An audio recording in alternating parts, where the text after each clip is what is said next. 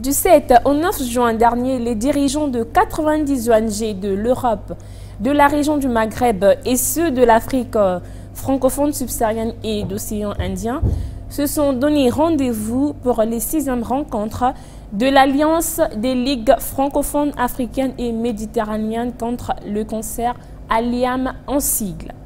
L'une des grandes réalisations de l'ALIAM est son programme de formation de chargés de prévention en milieu scolaire, exécuté par la faculté de médecine de Sousse en Tunisie, en partenariat avec l'université Senghor d'Alexandrie et l'université numérique francophone mondiale. Dr Marc Keller, bonjour. Bonjour. Vous venez d'être élu trésorier de l'ALIAM.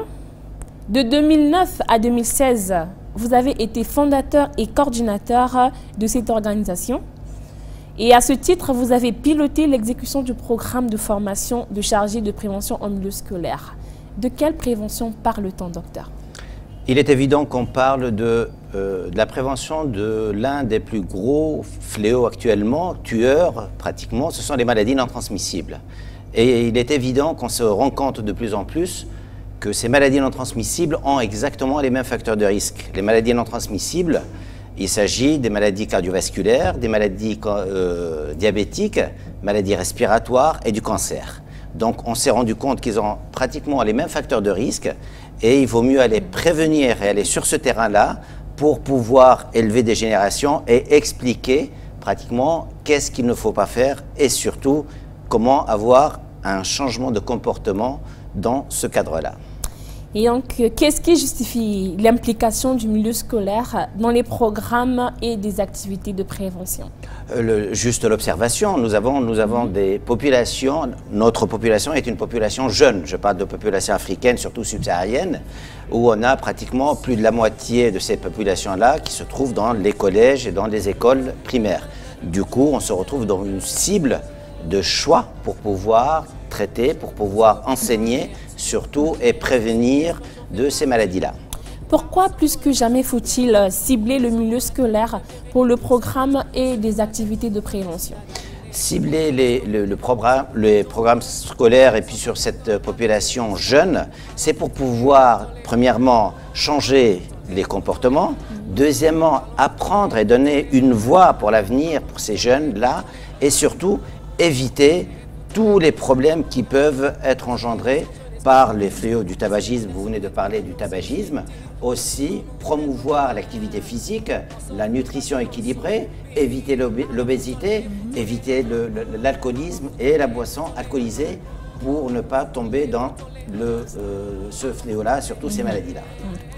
Et durant votre mandat à la tête de la coordination de l'ALIAM, la formation de chargés de prévention en milieu scolaire faisait partie des priorités. Pour quelle raison, docteur? Une raison, elle est toute simple. Premièrement, il y a eu une recommandation internationale au niveau de l'ONU concernant les pays et les ministres de la Santé, à savoir mettre une stratégie déjà scolaire, stratégie de prévention, ça c'est dans un premier temps. L'intérêt aussi, pour mettre en place ce programme-là, il faut des gens qui sont formés.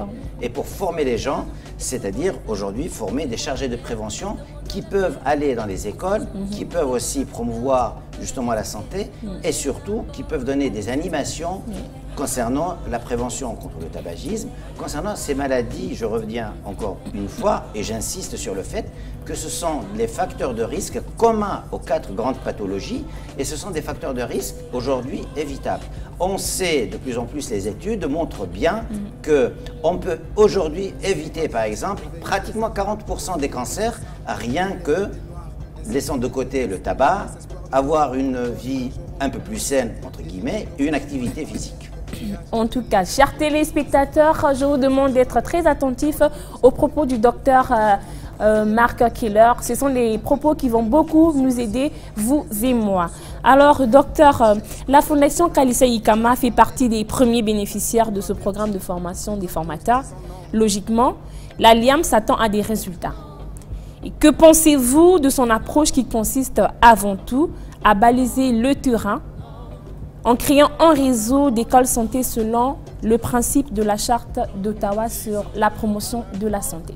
La fondation Kalissa Ikama est une fondation membre de l'Alliance des ligues francophones africaines et méditerranéennes contre les cancers.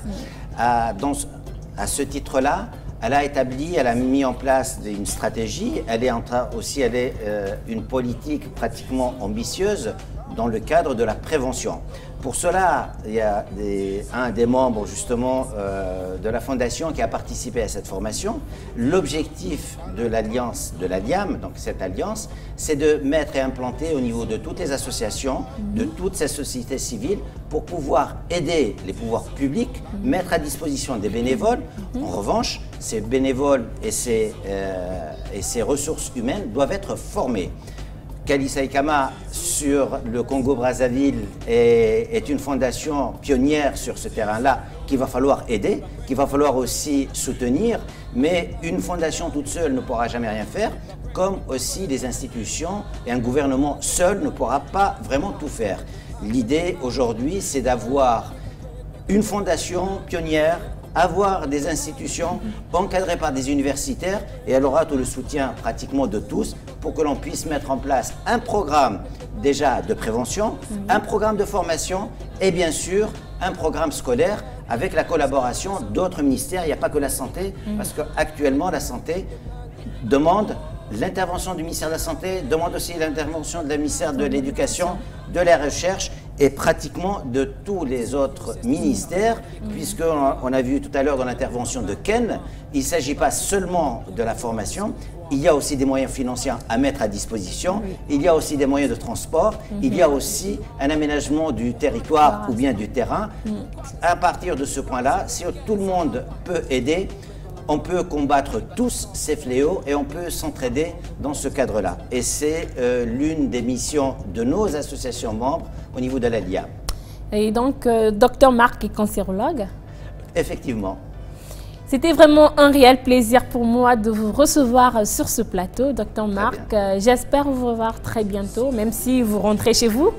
Mais je suis chez moi au Congo-Brazzaville, je reviendrai avec grand plaisir. En tout cas, merci beaucoup. Au revoir.